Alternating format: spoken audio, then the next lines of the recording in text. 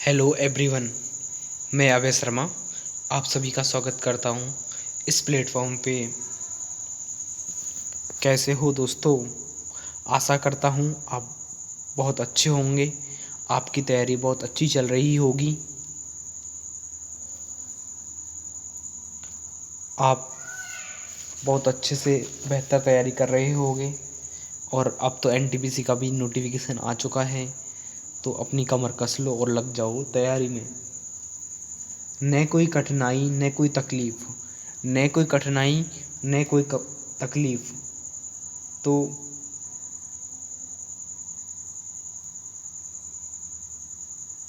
तो क्या मज़ा जीने में, तो क्या मज़ा जीने में।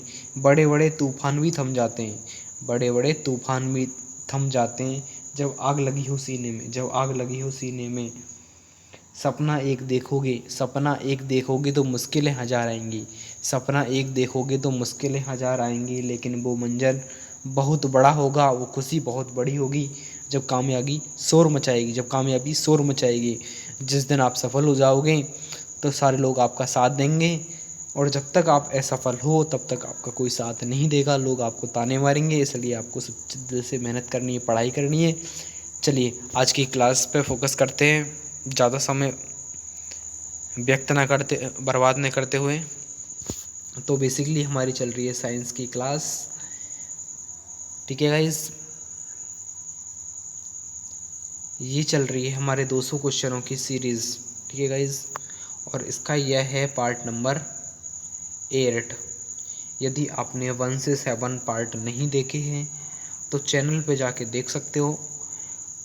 सभी क्वेश्चन एकदम धमाकेदार हैं, जो कि रेलवे एसएससी वगैरह से पूछे हुए। देखिए ये जो आप क्वेश्चन पढ़ रहे हो किस किस के लिए इम्पोर्टेंट होते हैं। देखिए आरआरबी के जितने भी एग्ज़ाम्स होते हैं, चाहे वो एएलपी हो, टेक्नीशियन हो, एनटीपीसी हो, ग्रुप डी हो, ठीक है, चाहे आरपीएफ हो, उसके अलावा राजस्थान सीईटी हो, पटवारी हो, ठीक है, उसके अलावा एसएससी के जितने भी एग्ज़ाम्स होते हैं, अदर्स एग्ज़ाम होते हैं, ऑल कंपटीशन एग्ज़ाम जिसमें भी साइंस पूछी जाती है, वो चाहे आरएएस लेवल हो,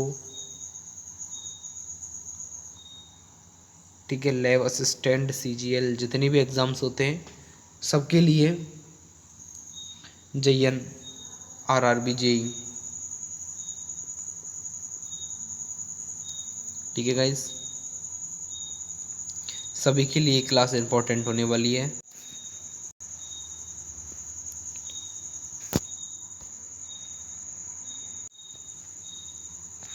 ये क्लास स्टार्ट करने से पहले मोटिवेशन की तरफ चलेंगे हम। जब भी मोटिवेशन कम होने लगता है तो अपने माँ बाप की तरफ देख लेना, पढ़ना शुरू कर दोगे। देखिए हमारे माँ बाप इतनी मेहनत करते हैं, उनकी तरफ आप एक बार देखोगे तो आपको कोई मोटिवेशन वीडियो देखने की ज़रूरत नहीं पड़ेगी गाइज़, ठीक है गाइज़। तो इसलिए अपने मम्मी पापा की तरफ ध्यान दो और अपने पढ़ाई पे ध्यान दो। देखिए गाइज़, आज का पहला क्वेश्चन है आपके सामने। यदि एक केशिका के व्यास को दोगुना कर दिया जाए तो उसके भीतर के पानी का उठाव होगा। तो इस क्वेश्चन को हमें समझने के लिए थोड़ा डीप चलना पड़ेगा। देखिए गाइस, इस प्रकार का एक पात्र होता है, मैं कोशिश करूँगा आपको बहुत अच्छे से समझाने की, ठीक है। इसके अंदर द्रव भरा हुआ है, ठीक है, इसके अंदर द्रव्य बोल दें तो जल भरा हुआ है, ठीक है गाइस। इसके पास इसके एक परख नली लगा देते हैं इसके अंदर, ठीक है, ठीक है गाइस। इसके अंदर एक परख नली लगा देते हैं। जैसे ही हम परख नली लगाएंगे तो क्या होगा, कुछ द्रव इसके अंदर जाने लगेगा परख नली के अंदर। तो ये सामान्य रूप से h ऊंचाई तक ऊपर बढ़ जाता है, ठीक है गाइस। इस द्रव के अंदर, इस परख नली के अंदर द्रव्य आगे की ओर बढ़ने लगता है, ठीक है गाइस। जो द्रव का जो घनत्व है वो है रो। ठीक है गाइस, तो इसका जो फॉर्मूला होता है वो होता है H is equal to 2t cos theta upon alpha r into T. ठीक है गाइज, सॉरी जी। ठीक है, इस तरीके से होता है। ये यहाँ पे हो गया इस तरीके से, यहाँ से ये कौन थीटा होगा, इधर से ये कौन थीटा माना है इसने, इधर होगा कॉस थीटा, इधर होना चाहिए साइन थीटा। ठीक है, घटक तोड़ते हैं। आपको वैसे समझ में आएगा नहीं, क्योंकि इस पर एक प्रॉपर मैं क्लास लेके आऊँगा 10 मिनट की, तब इसको अच्छे से क्लियर करूँगा। ठीक है गाइज,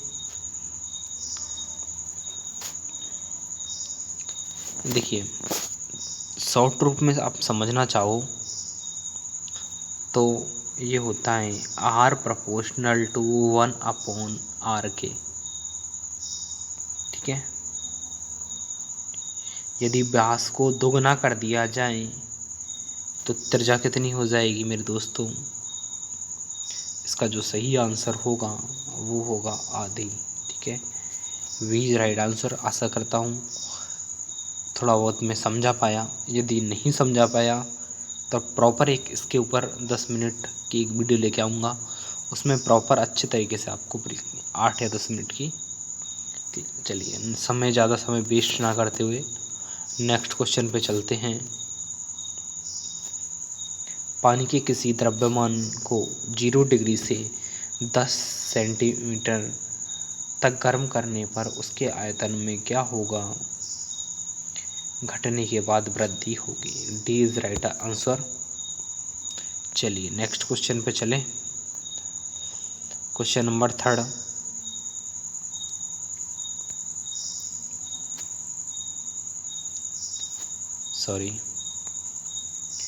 जब बर्फ के दो घड़ों को एक दूसरे के ऊपर दबाया जाता है तो उनके मिलकर एक हो जाने का क्या कारण होता है? संसंजक बल। दो बर्फ के टुकड़े हैं, उनको एक दूसरे के साथ थोड़ी देर के लिए दबा दिया जाए तो वो चिपक जाते हैं। किसके कारण? संसंजक बल के कारण। D is right answer. चलिए नेक्स्ट क्वेश्चन पे चलें। Question number 4। ज्ञात सबसे छोटा प्रोकैरियोटिक जीव है, तो इसका सही आंसर होगा माइक्रोप्लाज्मा। ठीक है गाइज,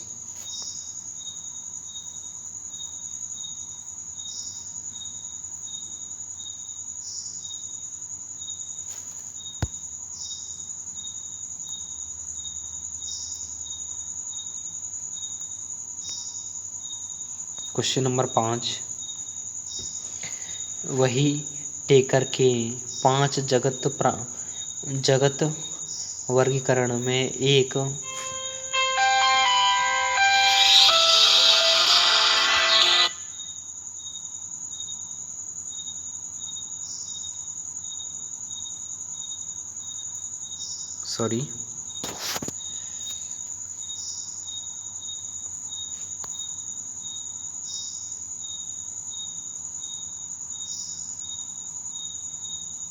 चलिए कि 5 प्राणी जगत में एक कोश के जीव केंद्रक जीवों को रखा जाता है, तो सही आंसर होगा मोनेरा। ठीक है गाइज, नेक्स्ट क्वेश्चन पे चलें। निम्न में से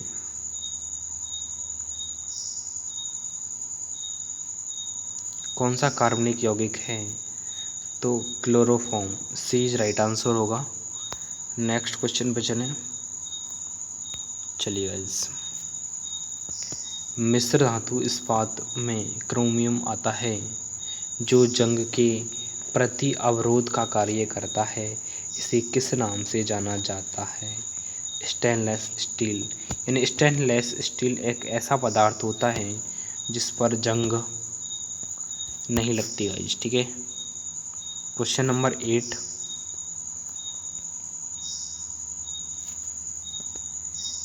एल्कोहल असंतृप्त यौगिक है जिसका सामान्य सूत्र CnH2n+2 होता है। इसके उदाहरण में प्रोपेन, ब्यूटेन आदि आते हैं। तो इसका यह भी सही है और यह भी सही है, यानी ए और बी दोनों सही। C is right answer. Next question की बात करें, 9 निम्न में से कौन सा कार्बन का क्रिस्टलीय अपर रूप नहीं है? तो इसका सही आंसर होगा कोयला। दो प्रकार के होते हैं, क्रिस्टलीय और अक्रिस्टलीय, ठीक है। हीरा, ग्रेफाइट, फुलरिन, तीन आते हैं किसमें? क्रिस्टलीय पर रूप में। और कोयला ये किस में आते हैं? अक्रिस्टलीय रूप में आते हैं, ठीक है guys. Question number 10,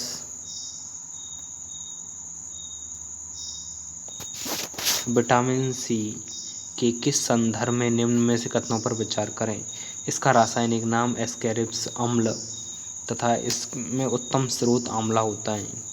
next point है, यह जल में घुलनशील होता है। इसकी कमी से शरीर में स्कर्वी रोग होता है। निम्न में से कौन सा कथन सही है? यानी कि पहला भी सही है और दूसरा भी सही है। C is right answer. Next question पे चलें। मोटर कारों में हेडलाइटों की चकाचौंध को हटाने के लिए किसका उपयोग करा जाता है? पॉलीलाइट प्रयुक्त किए जाते हैं ताकि सामने से आने वाली जो साधन है तीव्र प्रकाश की स्थिति में हमें दिखाई दे जाएं, ठीक है। इस नेक्स्ट क्वेश्चन पे चलें। क्वेश्चन नंबर 12, जिन पदार्थों में अंतः विद्युत प्रतिरोध होता है उन्हें कहा जाता है विद्युत रोधी। C is right answer. Question number next 13वां,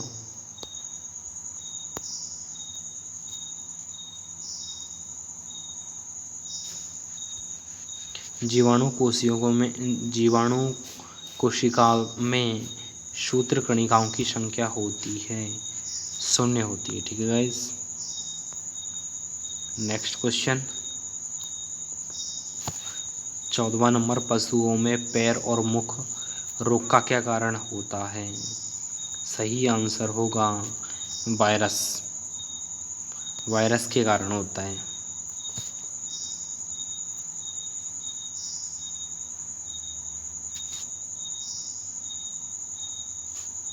कुछ सूक्ष्म जीवों की सहायता से वायुमंडल में पोषक तत्वों का पुनः चक्रण होता है। इस सूक्ष्म जीवों को कहते हैं अपघटक। क्या कहते हैं मेरे दोस्तों? अपघटक। नेक्स्ट क्वेश्चन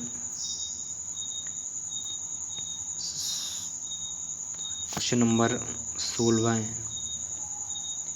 श्वेत फुफ्फुस रोग पाया जाता है। तो सही आंसर होगा सीमेंट उद्योग के कर्मचारियों में। सीमेंट उद्योग के कर्मचारियों में पाया जाता है। B is the right answer. Next 17वां, मरकरी में विषाक्त से कौन सा रोग होता है? Minamata. C is right answer. Next question 18वां, निम्न में से कौन सा कृमि फीता कृमि होता है? तो इसका सही आंसर होगा टीनिया, ठीक है गाइस। नेक्स्ट क्वेश्चन से पहले इसकी हल्की सी एक्सप्लेनेशन। टीनिया सेलियम को टैपार्क में कहते हैं टैप बार्म तथा टीनिया सोजिनेटा को वीफ टैप वार्म कहते हैं। टी में एक फैताकृमि रोग होता है। नेक्स्ट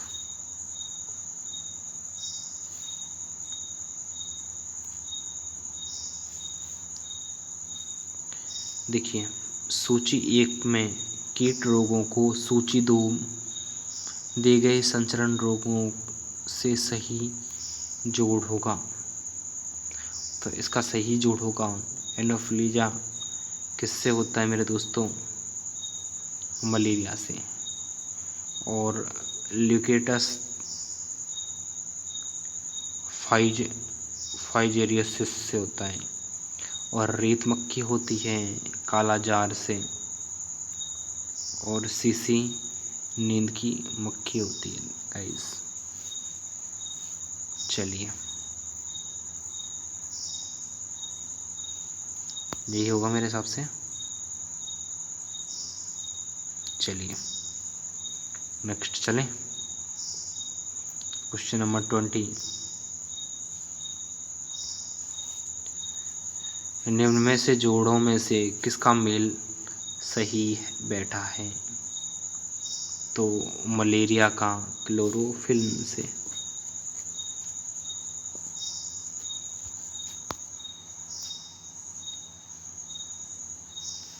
मलेरिया प्रोटोजोआ द्वारा होता है, यानी प्लाज्मोडियम द्वारा होता है। यह मच्छर द्वारा फैलता है। इसके उपचार के लिए फ्लोरोकिन का उपयोग किया जाता है। टेटनस में डीपीटी की वैक्सीन लगाई जाती है। टीबी के लिए वीसीजी वैक्सीन दे दी। स्कर्वी विटामिन रोग भी कहते हैं। नेक्स्ट क्वेश्चन है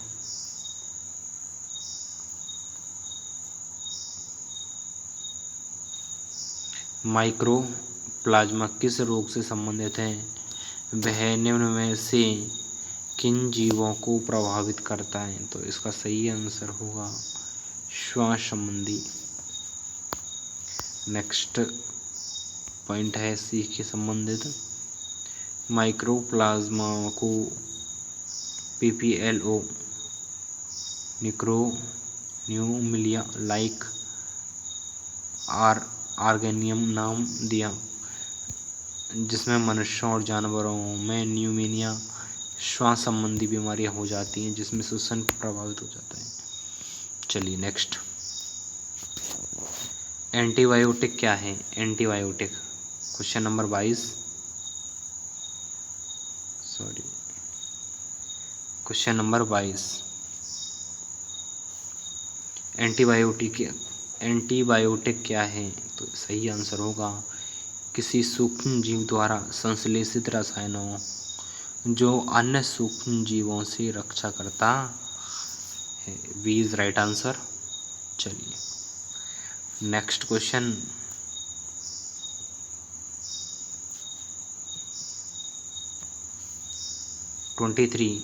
जीववर्ती संयुक्त सोवियत संघ के चेरनोबिल नाभिकीय ऊर्जा केंद्रों में वह दुर्घटना कब हुई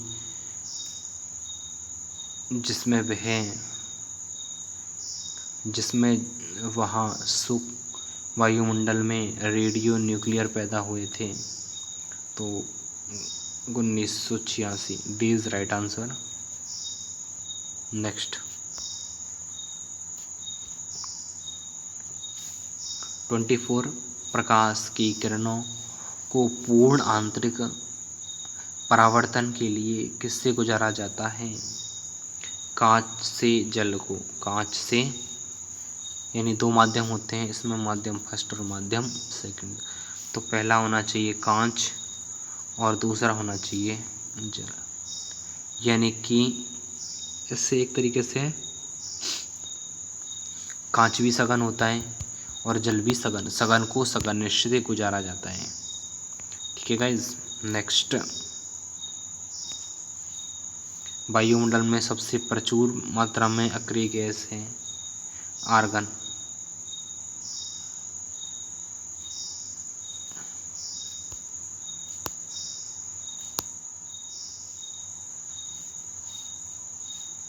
argon C is right answer. ठीक है गाइज।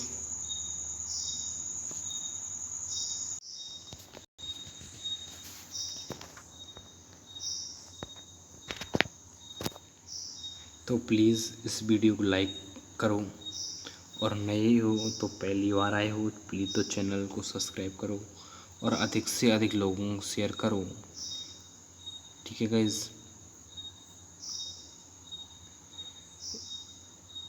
यदि आप अंत तक जुड़े हुए हैं तो थैंक यू फॉर वॉचिंग। आपका दिन शुभ हो। आशा करता हूँ आज का पढ़ाया हुआ आपको अच्छा लगा होगा। यदि अच्छा लगा हो, यदि बुरा लगा हो तो प्लीज़ कमेंट करके बताओ। इसमें बहुत मेहनत लगती है गाइज। आपको जैसा भी फीडबैक हो वो प्लीज़ कमेंट बॉक्स में करो। थैंक यू यहाँ तक देखने के लिए। जय हिंद, जय भारत।